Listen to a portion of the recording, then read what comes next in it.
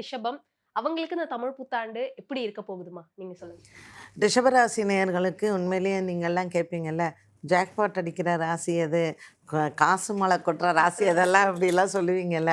அப்படி பார்க்கும்போது 12 ராசியில உண்மையிலேயே இந்த பராபவ வருஷத்தில, அப்பாடா! இந்த வருஷம் இன்னும் பெரிய அளவுக்கு நம்ம பரிகாரம்னு ஓட வேண்டாம் அப்படிங்கிறதுக்கு ரிஷபராசிக்காரர்கள் எடுத்துக்கலாம். ஏன்னா 2 விஷயம். ஒண்ணு அவங்களுக்கு 3ல குரு உச்சம் அடையிறாரு. 2வது சனி லாபத்தில இருக்காரு.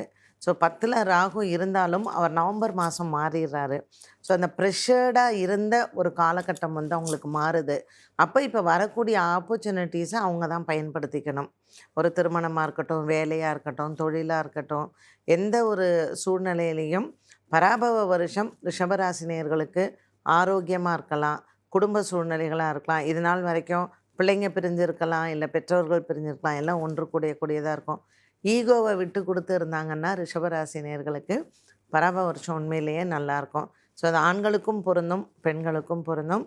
படிக்கிற குழந்தைங்களுக்குமே இந்த ஆண்டு வந்து ஏன்னா 4ல் கேது இருக்கார் இல்லையா, கொஞ்சம் இது நாள் வரைக்கும் தடையெல்லாம் இருந்திருக்கும். அந்த சூழ்நிலையும் மாறும். வெளிநாட்டில் போய் படிக்கக்கூடிய சூழ்நிலைகள் இன்னும் நல்லாவே கிடைக்கும். நல்ல யூனிவர்சிட்டிஸ் கிடைக்கலாம். ஸோ அவங்க அதுக்கான முயற்சி பண்ணலாம்.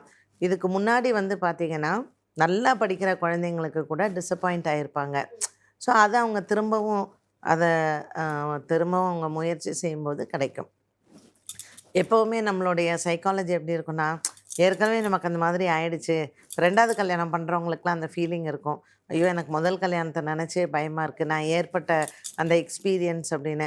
பட் 2வது அதை விட நல்லாயிருக்கும் அப்படிங்கிறது அவங்களுக்கு தெரியாது. ஸோ நம்ம இந்த மாதிரி சில விஷயங்களை எடுத்து சொல்லும் பொழுது அந்த பொறி தட்டுது அப்படின்னுவாங்கல்ல.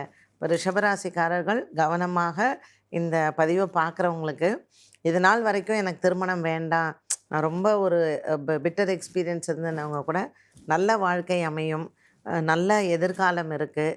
ஸோ நல்ல ஆரோக்கியமான ஒரு வாழ்க்கை காத்திருக்குது. இதை எல்லாத்தையும் தகுந்த சமயத்தில் வரக்கூடிய வாய்ப்புகளை பயன்படுத்திக்கிட்டாங்கன்னா பெஸ்ட் ஆஃப் 2026 அப்படின்னு சொல்லலாம். இல்லை பராபவ வருஷத்தில் பெஸ்ட்டுன்னு சொல்லலாம்.